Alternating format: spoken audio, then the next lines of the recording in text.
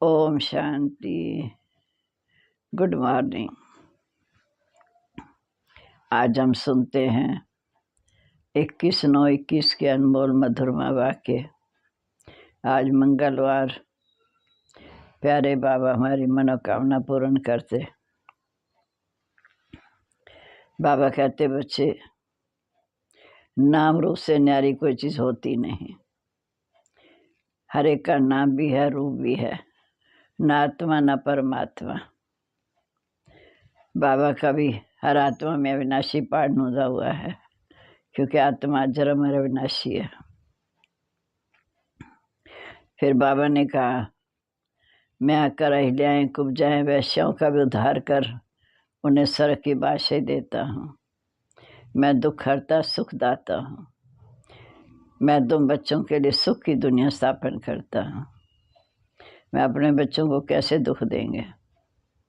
बाप आए हैं निर्वाण धाम से मुसाफिरी करने। बाबा ने कहा, तुम बच्चे भी मुसाफिर हो, तुम भी वहाँ से आए हो पाठ बजाने। ऐसे मैं भी वहाँ से आया पाठ बजाने। वास्तव में आत्मा का जहाँ कोई घर नहीं है। आत्माओं का निवास था निराकारी दुनिया, निर्वाण धाम, शांति धाम। जो बाप का घर सो बच्चे का घर। तो बाबा ने कहा, हर एक शरीर रूपी कर्म इंद्रियों द्वारा पाठ हो जाती है, क्योंकि शरीर के द्वारा हम कर्म करते हैं, शरीर के द्वारा कर्म का फल खाते हैं। इतनी छोटी आत्मा में कितना विनाशी पाठ भरा हुआ है। बाबा ने कहा, एक बार रिकॉर्ड आत्मा में भर जाता है तो फिर बार बार वही रिपीट होता है। ये 5000 साल का रिकॉर्ड है। एक बार शूट हो गया, बार बार वही रिपीट होगा। इसका आत्मांतर तो नहीं है। फिर हर आत्मा के अंदर 84 जन्मों का पाठ नूदा हुआ है। आत्मा निराकार है, बाप भी निराकार है। कहीं कहीं शास्त्रों में लिख दिया कि वो नाम रूप से न्यारा है। नाम रूप से न्यारी कोई चीज़ होती नहीं। आकाश भी पोलार है, लेकिन नाम तो है। ऐसे नाम रूप ना हो तो कुछ भी पाठ न बजे। हम बुलाते हैं, दूर देश का रहने वाला आया देश पर आए। बिना नाम रूप तो हो नहीं सकता।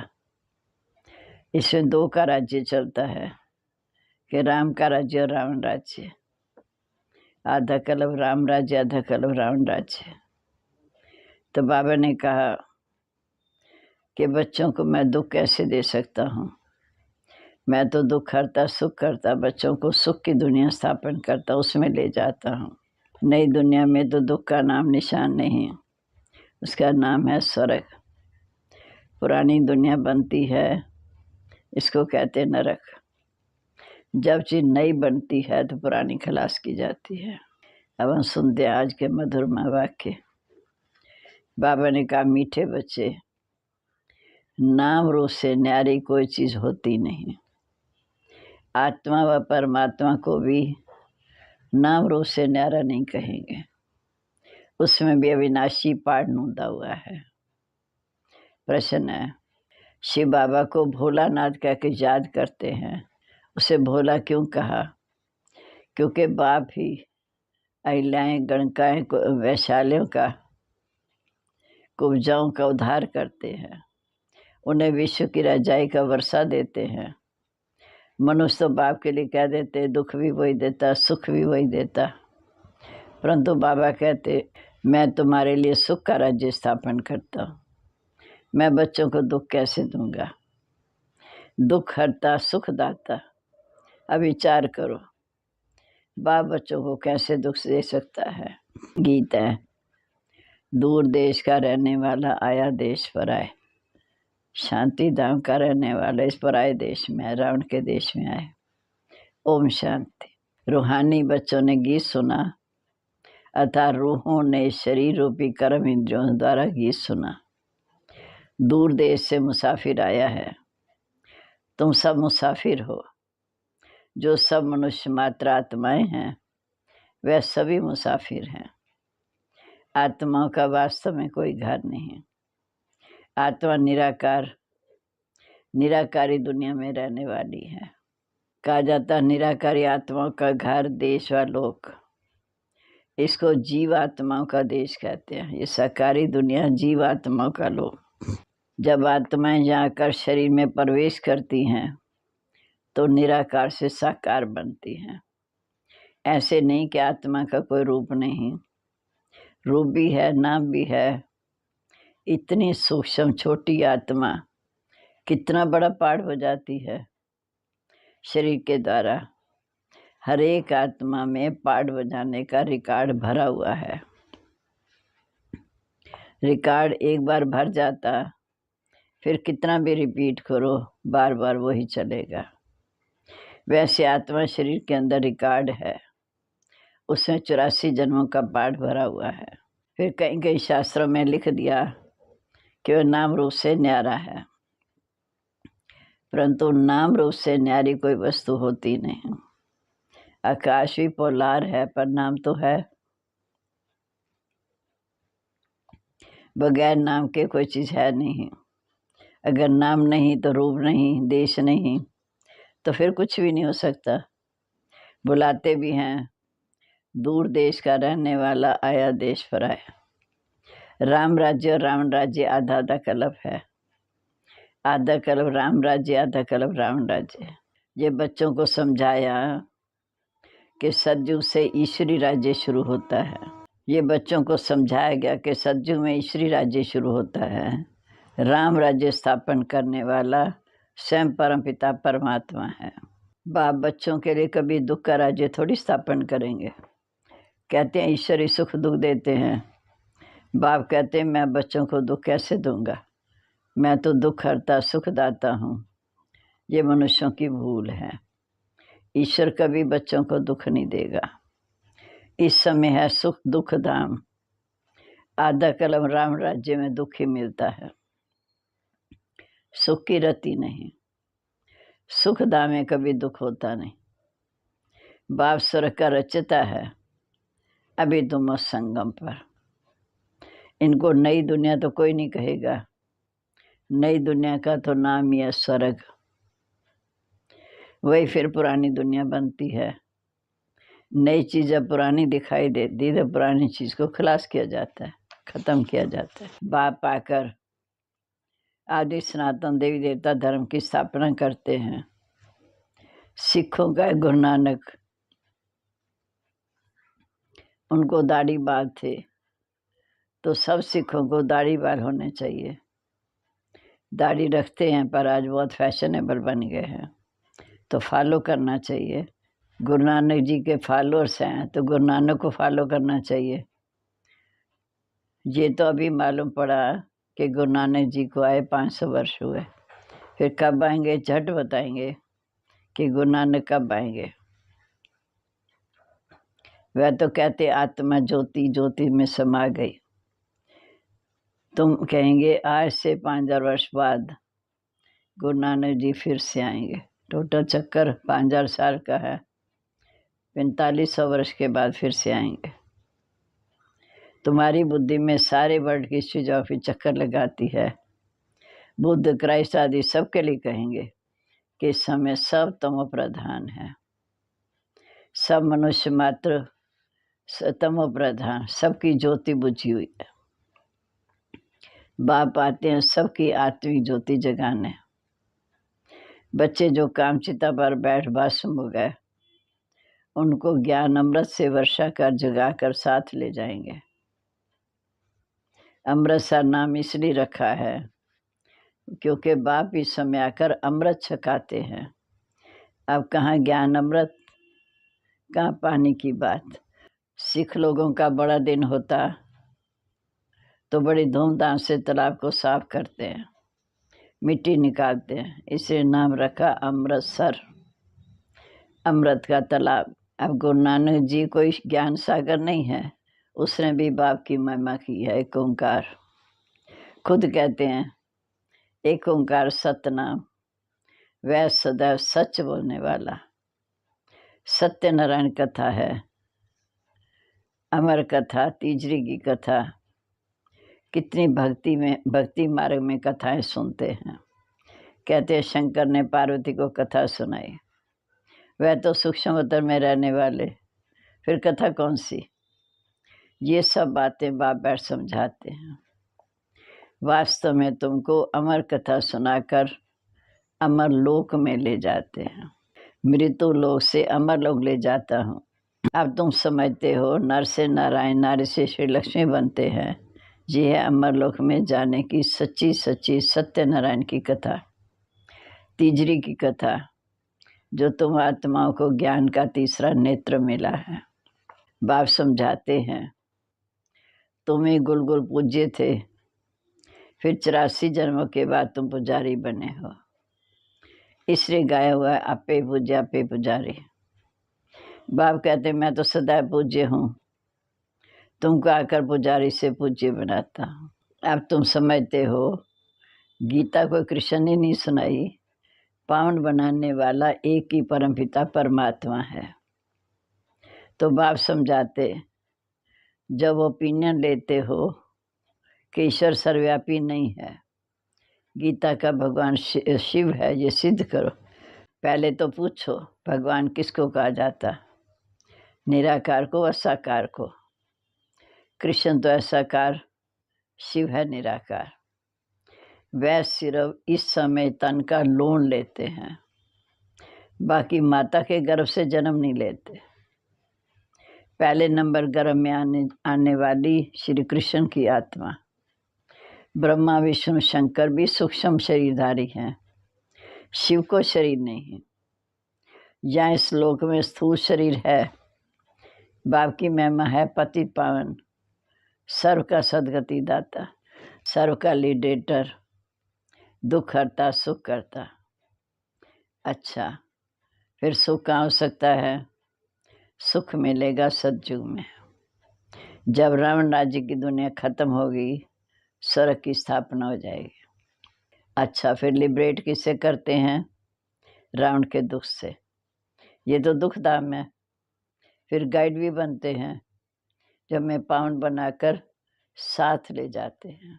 ये शरीर तो यहाँ खत्म हो जाते, सबको दुख से छुड़ाए, पवित्र बनाए, अपने साथ घर ले जाते हैं। सबको दुख से छुड़ाए, पवित्र बनाए, अपने साथ घर ले जाते हैं। मनु जब शादी कराते हैं तो पहले होते हैं पति, पीछे होती है ब्राइड, फिर होती है बारात। अब तुम्हारी माला ऐसी है, ऊपर में शिव बाबा, फिर मेरुदाना। पहले फूल को नमस्कार करेंगे, फिर जुगल दाना ब्रह्मा सरस्वती को, फिर तुम जो बाबा के मददगार बच्चे बनते हो उनकी माला। फूल शिव बाबा की जात से ही सूर्यवंशी विष्णु की माला बनी है। ब्रह्मा सरस्वती ही सो लक्ष्मी नारायण बनते हैं। देवता क्षत्रिय वैश्य शूद्र से फिर ब्राह्मण बन, फिर ये नॉलेज लेकर फिर पुरुषार्थ कर लक्ष्मी नारायण बनते हैं। ये माला उनकी बनी हुई है। ये ब्रह्मा सरस्वती राजा रानी बनते हैं, क्योंकि उन्होंने इससे पहले जन्म में मेहनत की है, तब पूजे जाते। कोई को पता ही नहीं कि माला है क्या, बस माला फेरते रहते। 16,108 की भी माला होती, ऐसे बड़े बड़े मंदिरों में रख फिर खींचते रहते हैं। बॉम्बे में लक्ष्मी नारायण के मंदिर में बाबा जाते थे। बॉम्बे में लक्ष्मी नारायण के मंदिर में बाबा जाते थे, माला जाकर फेरते थे, राम राम जपते थे। फूल शिव बाबा, फूल को ही राम राम कहते हैं, फिर सारी माला पर माथा टेकते हैं। ज्ञान तो कुछ भी नहीं। पादरी लोग भी हाथ में माला ले फिरते रहते हैं। पूछो किसकी माला फेरेंगे तो कहते हैं याद, क्राइस्ट की याद में माला फेरते। उन्हों के बड़े पोप पादरी होते, वह फिर पोपों की माला होगी। पोप का कितना मान है उनको खुद बताने कि क्राइस्ट की सोल इस समय कहाँ है। तुम जानते हो कि क्राइस्ट की सोल में इस समय बेगर लाइफ में है। तुम भी अभी बेगर से प्रिंस बन रहे हो। जय भारत प्रिंस था, अभी बेगर है, फिर प्रिंस बनते हैं। बनाने वाला एक रूहानी बाप, एक प्रिंस प्रिंसेस का भी कॉलेज है जहाँ जाकर वो पढ़ते हैं। तुम यहाँ पढ़कर 21 जन्म के लिए प्रिंस प्रिंसेस स्वर्ग में जाते हो।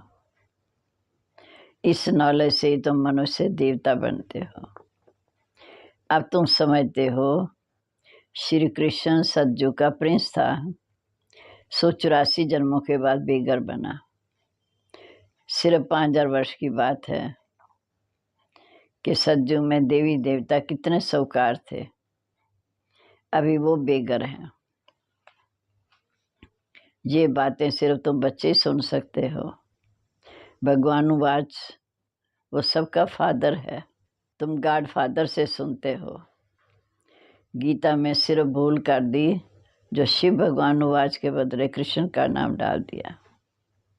इससे गाया झूठी माया झूठी काया। इस समय सारी दुनिया कांटों का जंगल है। बॉम्बे में बाबूनाथ का मंदिर है तो बाप आकर हमें कांटों से फूल बनाते हैं। सतयुग को गार्डन ऑफ अल्लाह कहा जाता। वही फ्लावर्स फिर कांटे बनते हैं। बाबा कहते रावण तुम्हारा पुराना दुश्मन है। भारत की लड़ाई रावण से है जिसने आधा कल्प दुख दिया। आखिर बड़ी लड़ाई भी होगी। सच्चा सच्चा दशहरा होना है जिसमें रावण राज्य खलास हो जाएगा। तुमको फिर सोने के महल मिल जाएंगे। अब तुम रावण पर जीत पैन स्वर्ग के मालिक बनते हो। बाबा आए हमें विश्व का राजभाग देने, इसलिए उनको शिव भोलानाथ भी कहते हैं। आते भी पति दुनिया पति शरीर में है, बाकी जो स्वर्ग के लायक नहीं है। बाप कहते बच्चे जी अंतिम जन्म तुम पावन बनो। ये विकार पॉइजन है तो तुमको आत्मादान दुखी बनाते। क्या तुम एक जन्म में इन्हें छोड़ नहीं सकते? मैं तुमको अमृत पिलाए अमृत अमर बनाता हूँ, फिर तुम पवित्र नहीं बनते। विकार बगैर, सिगरेट बगैर, शराब बगैर रह नहीं सकते। मैं बेहद का बाप कहता हूँ। तुम एक जन्म पवित्र बनो तो स्वर्ग के मालिक बन जाएंगे। फिर बाबा कहते बाप आया सारी दुनिया को दुख से डिग्रेड कर सुख धाम शांति धाम में ले चलने। सभी धर्मों का विनाश हो जाएगा। एक आदि सनातन देवी देवता धर्म की स्थापना होगी। ग्रंथ में भी परमपिता परमात्मा को अकाल मूर्त कहते हैं। बाप है महाकाल। बाप कहते मैं सब आत्माओं को पावन बनाकर ले जाऊंगा, इसलिए महाकाल कहते हैं। अच्छा मीठे मीठे सिकलदे बच्चों प्रीत, माता पिता बाप दादा का याद प्यार, गुड मॉर्निंग। रूहानी बाप की रूहानी बच्चों को नमस्ते। अब धारणा के लिए मुख्य सार। पहली पॉइंट है इस अंतिम जन्म में ज्ञान अमृत पीकर अमर बनना है। स्वयं को स्वर्ग में चलने लायक बनाना है। बुरी आदतों को छोड़ देना है। दूसरी पॉइंट अभी पढ़ाई पढ़कर 21 जन्म के लिए स्वर्ग में प्रिंस प्रिंसेस बनना है। सच्ची सच्ची सत्यनारायण की कथा सुन नर से नारायण बनने का पुरुषार्थ करना है। अब है वरदान। 1 सेकंड के दृढ़ संकल्प से स्वयं का व विश्व का परिवर्तन करने वाले रूहानी जादूगर भव। 1 सेकंड के दृढ़ संकल्प से स्वयं का व विश्व का परिवर्तन करने वाले रूहानी जादूगर भव। जैसे जादूगर थोड़े समय में बहुत विचित्र खेल दिखाते हैं, वैसे अब रूहानी जादूगर अपनी रूहानियत की शक्ति से सारे विश्व में परिवर्तन लाने वाले, कंगाल को डबल ताजधारी बनाने वाले हो। स्वयं को बदलने के लिए सिर्फ 1 सेकंड का दृढ़ संकल्प प्राप्त करो। मैं आत्मा हूँ। विश्व को बदलने के लिए स्वयं को विश्व के आधार मूर्त उद्धार मूर्त समझकर विश्व परिवर्तन के कार्य में सदा तत्पर रहते हो। इसलिए आप सबसे बड़े जादूगर हो। स्लोगन है, जो स्वराज्य अधिकारी आत्माएं हैं, जो स्वराज्य अधिकारी आत्माएं हैं वह कभी अधीन नहीं हो सकते।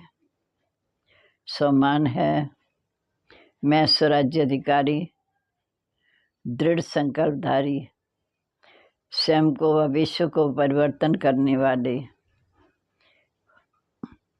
विश्व के आधार मूर्त उद्धार मूर्त हूँ।